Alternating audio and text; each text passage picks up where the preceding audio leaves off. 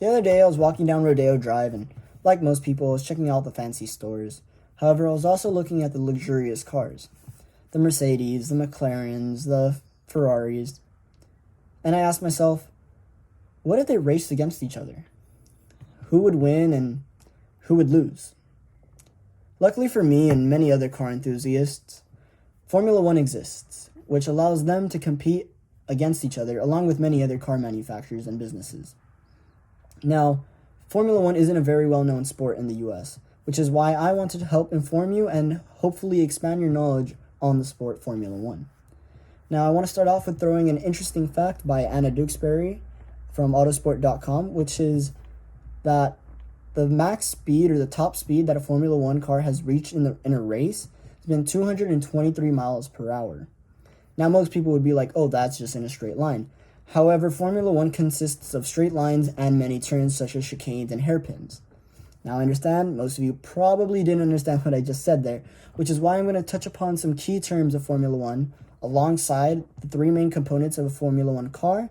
And finally, I'm also going to speak on what the future holds for Formula One. Now, starting off with those terms and those technical turns. So first, I'm going to start off with the chicane. What is a chicane? Essentially, the chicane term is the best way you can think of it is an S. So the driver is going straight, turns right, turns left, or vice versa. They'll turn left and then turn right. Now there's the hairpin, which the best way you can think of it is as a U-turn. So you're going straight, you brake, turn, hold it, and then straighten out once again. Now that also can be to the left, whichever way the turn actually is. Now some other key terms that are important is each turn has an apex. What is an apex? An apex is when you are in the middle of a turn and then you start accelerating. Into each turn you have to brake or at least slow down. And once you hit the apex is when you accelerate and burst out to your top speed. This allows for drivers to follow the line. Each track has a different line, which is what drivers follow in order to go as quick as possible around the track. Now, it's more than just the apex and the line that drivers must follow. It's also the strategy that is implemented that helps drivers go quicker. Each driver must pit at least once and wear two types of compound of tires. There's 3 in total in Formula One. There's the soft, which is the fastest, but it's the least durable. Then there's the medium, which is a little bit slower, but more durable. And then there's the hard, which is the slowest of them 3, but it's the most durable.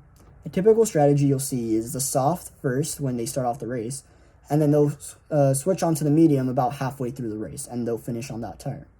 Now, pit stops and stuff like and strategies have evolved over time since Formula One first began in 1950. Since 1950, according to Martin Williams from ESPNF1.com, Ferrari has been relevant or been competing since 1950 up until today, and they still continue to compete.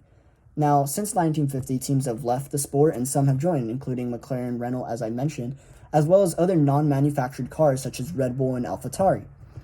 Now, what's going on right now is there's 3 major components in a Formula One car.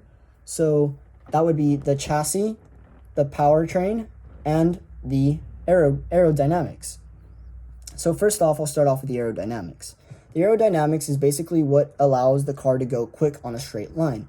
The more downforce, the quicker it goes. An interesting fact that I grabbed from Ryan McElroy from carkeys.co.uk 2016, a Formula One car can actually go up to 3.5 Gs in downforce.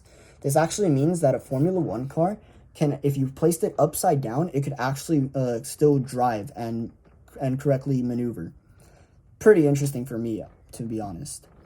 Now, going on to what is a chassis. The chassis is basically the way the car is formed, and it's more on the weight distribution side. Obviously, the less it weighs, the quicker it's going to go. Now, finally is the powertrain. There are currently 4 types of power engines in Formula One. There's the Ferrari, there's the Mercedes, there's the Renault, and then there's the Honda engine. Although, since last week, Honda announced that starting after next year, Honda is going to hop out of the race. They're no longer going to be participating in Formula One. That leaves Mercedes, Ferrari, and Renault in as the only engines available for Formula One. Now, this begs the question, will Formula One keep just these three engines, or will they move on to electric engines?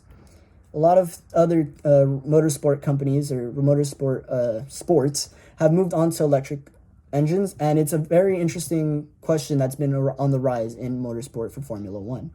Along with that, Mark Hughes and Giorgio Piola from Formula1.com, October 6th, 2020, so just last week, they announced that the aero and downforce of a car is actually going to decrease in order to make it more competitive. They will be doing that by sizing down the floor of the car. That's going to be really interesting to see how that plays out next year, since there's been a huge gap in Formula One this year so far. Now, I've touched upon some of the main points and key terms of Formula One. I've touched upon the main components of the car. And finally, I also touched upon a little bit on the future of what Formula One holds. I hopefully helped some of you learn a little bit about Formula One and the sport, and hopefully pique some of your interests. If you guys would like to learn more, there's also an amazing documentary on Netflix called Drive to Survive, where it teaches you the behind the scenes of the sport. With that being said, thank you, and I hope you have a nice day.